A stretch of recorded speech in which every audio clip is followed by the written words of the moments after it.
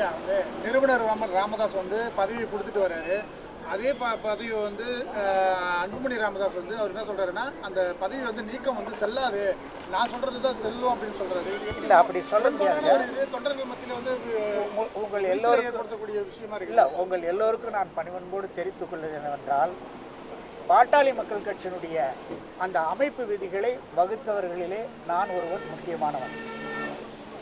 அந்த அமைப்பு விதிகளிலே தெளிவாகவே தோற்றுவாய் அதற்கடுத்து நிறுவனருடைய பங்களிப்பு என்று அவரை பற்றிய செய்திகள் வருகிற பொழுது எல்லா வகையிலும் மாநாடு, பொதுக்கூட்டம், போராட்டம், எந்த நிகழ்வானாலும் மருத்துவர் ஐயா அவர்களுடைய வழிகாட்டுதலின்படி தான் நடத்தப்பட வேண்டும் என்று தெளிவாக குறிப்பிட்டிருக்காங்க. அதனால் அவருக்கு அதிகாரம் இல்லை, அது இல்லை, இதெல்லாம் யாரும் சொல்ல முடியாது. பைலாவில் இருக்கிற பிரகாரம் அதே மாதிரி நீங்கள் பார்த்தீங்கன்னா அமைப்பு விதிகள் 13லேருந்து 16 வரையில் பார்த்தீங்கன்னா எல்லா அணிகளும் கூட அதாவது பொதுச் செயலாளர், தலைவர், பொதுச் செயலாளர், பொருளாளர், தலைமை நிலைய செயலாளர், இப்படி அனைத்து பொறுப்புகள் உள்ளவர்களும் நிறுவனர் அவர்களுடைய வழிகாட்டுதலின் பேரில் தான் செயல்படணும். அதை அமல்படுத்துகிற பொழுது பொதுச் செயலாளர் அவர்கள் அமல்படுத்துவார்கள். அவர்கிட்ட கொடுத்து அறிக்கை விட சொல்லுவாங்க, இல்லை ஒரு பொறுப்பு இவருக்கு கையெழுத்து போட்டு அவருக்கு பொறுப்பு கொடுங்கன்னுவாங்க. இதெல்லாம் அமைப்பு விதிகள் இருக்குது. ஆனால் எல்லாவற்றுக்கும் மேலாக எல்லா புகழும் இறைவனுக்கே என்று சொல்லுவார்கள் அல்லவா, அதை போல எல்லா அதிகாரமும் இன்றைக்கு மருத்துவர் ஐயா அவர்களுக்கு இருக்கிறது. பைலாவிலே அது இருக்கிறது. எனவே இதை கௌரவ தலைவர் அன்புமணி அவர்கள் கூட மறுக்கவில்லையே. அவர் வழிகாட்டுதல தான் நடப்போம், அவர் தான் நம்ம கொள்கை ஏற்றுட்டு தான் சொல்கிறாரு. அது ஏதோ ஒரு சில இதுக்காக அவர் வந்து இந்த பொறுப்புகள்லாம் நீக்கினவங்கள்லாம் வந்து வாங்குங்கன்னு சொன்னார். நீங்கள் சொல்கிறீங்க இல்லைங்களா, அதில் வந்து யார் சரியாக செயல்படலையோ அவங்கள மட்டும் தான் நீக்கிறார். எந்த மாவட்ட செயலாளரையும் அந்த நீங்கள்லாம் தான் பத்திரிக்கையில் தான் போடுறீங்க, ஊடகத்தில் தான் போடுறீங்க, 10% தான் இங்கே வராங்க, 90% அங்கே போகிறாங்க. அதெல்லாம் கிடையாது. 100க்கு 100% ஐயாவை ஏற்றுக்கொண்டு தான் அங்கே போவார்களே தவிர வந்து ஐயாவே சொல்லியிருக்காரு 108 மாவட்ட செயலாளர்கள் 100 பேர் தான் வந்திருக்காங்க. அப்போ வந்து அவங்க அன்புமணி பக்கம் தான் வந்து அதிகமான நிர்வாகிகளும் தொண்டர்களும் இருக்கிற மாதிரி அவர் ஐயாவும் சொல்லியிருக்காரு. அது எப்படி? இல்லை இன்னைக்கு கூட பார்த்தீங்கன்னாக்கா நிறைய மாவட்ட செயலாளர் ஐயா வந்து பார்த்து தான் போனாங்க. எம்எல்ஏக்கள், எக்ஸ்எம்எல்ஏக்கள் எல்லாம் ஐயா வந்து பார்த்துட்டு தான் போகிறாங்க. தற்போது இருக்கக்கூடிய நிர்வாகிகள் நிறைய பேர் வரல. இல்லை, அதுக்காக தான் இல்லை. இனிமேட்டு நீங்கள் ஒன்றும் இல்லை, நீங்கள் நான் திங்கட்கிழமை உங்ககிட்ட பார்த்து பேசின போது வந்ததை விட இப்போ பாருங்கள் எல்லாம் நிறைய பேர் வர ஆரம்பிச்சிட்டாங்க. காரணம் என்னன்னாக்கா, இதில் வந்து இந்த மாநாடு சிறப்பாக நடத்தணும்னு ஐயா அறிக்கை விட்டார் இல்லைங்களா, அதுக்காகவே வந்து நாங்கள் என்ன செய்யணும்னு சொல்லி அவங்க வந்து கேட்டு தாங்களுக்கு உண்டான இது வாங்கிட்டு போகிறாங்க. இப்போ செயல்படாத பகுதிகளில் சிறப்பாக செயல்படணுன்றதுக்காக தான் அங்கே ஐயா வந்து மாற்றுறாங்க. தவிர யாரையும் எல்லாரையும் மாற்றணுன்றதுலாம் ஐயாவுடைய எண்ணமும் இல்லை, அது அவர் செய்யவும் மாட்டார். பங்கேற்காத 100 மாவட்ட செயலர்கள் மாற்றத்துக்கு தயாராக இருக்கிறதா சொல்கிறாங்க. இல்லை அப்படிலாம் இப்போ பொதுச் செயலாளர் கூட ஐயாவை பார்க்கறதுக்கு வந்துருக்கிறாரு. அவர் இந்த 3 நாட்களாக நடந்த கூட்டத்தில் அவரும் தான் கலந்துக்கிட்டு இருக்காரு. அதெல்லாம் வந்து எங்களுக்கு வந்து முக்கியம் வந்து ஐயா, மருத்துவர் ஐயா தான் ஆளிடால். பைலாவிலையும் சரி, மக்கள் மனதிலையும் சரி, பொறுப்பாளர்கள் மத்தியிலையும் சரி, அந்த மாதிரி எண்ணத்தில் தான் அவங்க எல்லாருமே இருக்கிறாங்க. வருகின்ற 2026 தேர்தலில் வந்து பாமக நிறுவனர் ராமதாஸ் தலைமையில் தான் செயல்படணும் அப்படின்றது இல்லை. பாமக நிறுவனர் ராமதாஸ் ஐயா மட்டும் இல்லை, அவர் யாரை கை காட்டுகிறாரோ அவர்கள் அத்தனை பேரையுமே வந்து ஏற்றுக்கொண்டு தான் இந்த கட்சி ஒருமித்து செயல்படும். இதில் எந்த மாற்றமும் கிடையாது. அன்புமணி பார்த்தீங்கன்னா எனக்கு தனி அணி அமைஞ்சிருக்கு, ஒரு டீம் அமைஞ்சிருக்கு, நாங்கள் இதை வச்சுட்டு ஆட்சி அமைக்க இல்லை, அது அவர் கருத்தாக இருக்கலாம். 2 பேரையும் ஏற்றுக்கொண்டவர்கள் தான் நிச்சயமாக இந்த கட்சியினுடைய உண்மையான தொண்டர்களாக இருப்பார்கள், பொறுப்பாளர்களாக இருப்பார்கள்.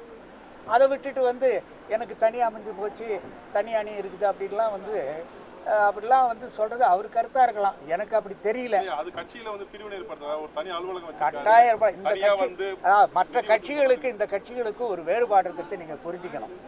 இங்கே எப்படின்னா இன உணர்வு மிக முக்கியம். அதற்கு அடிப்படை வன்னியர் சங்கம். அந்த வன்னியர் சங்கத்திலிருந்து தான் எல்லா மக்களுக்கும் பாடுபடுன்றதுக்காக தான் 1989 பாட்டாளி மக்கள் கட்சி உருவாக்கப்பட்டது.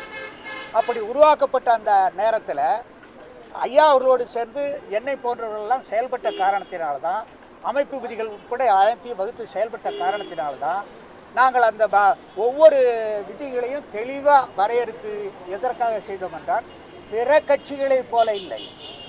பிற கட்சிகள் என்ன பண்ணுவாங்க, பதவி கிடைக்கல கோபதாபம் அப்படி இப்படிலாம் போவாங்க. ஆனால் இந்த கட்சியை பொறுத்தவரை பதவி இருந்தாலும் சரி இல்லைனாலும் சரி நான் என்றைக்கும் உங்கள் விசுவாசி. ஏன்னா ஐயா வந்து இந்த சமுதாயத்துக்காக மட்டுமல்ல அனைத்து சமுதாய மக்களுக்காகவும் வந்து இதுவரையில் 6 விதமான சமூக நீதியை போராடி பெற்றுக் கொடுத்திருக்கிறார். அவரை வந்து ஒரு சமூக நீதி காவலர் மட்டுமல்ல, சமூக நீதி போராளி மட்டுமல்ல, அவர் சமூக நீதி சாதனையாளர் என்றே நாங்கள் அடிக்கடி சொல்லி கொண்டிருப்போம். அதனால தான் நாங்கள் சொல்கிறோம், இந்த கட்சியில் வந்து மற்ற கட்சிகளைப் போல போனவங்க வந்தவங்க அப்படிலாம் வந்து போக மாட்டாங்க.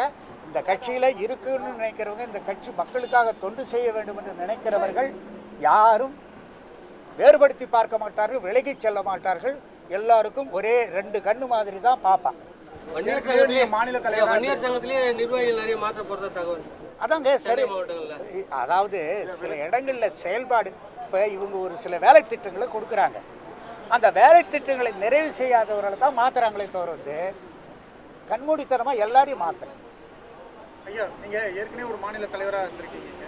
தற்போது நடைபெறும் இந்த சூழல் எப்படி பார்க்குறீங்க? இது வந்து நிறுவனருக்கும் தலைவருக்கும் ஏற்பட்ட இந்த முரண்பாடு சரியானதா இல்லை இது உங்களுடைய பார்வை எப்படி இருக்கு? இல்லை தவறு அப்படின்றீங்க.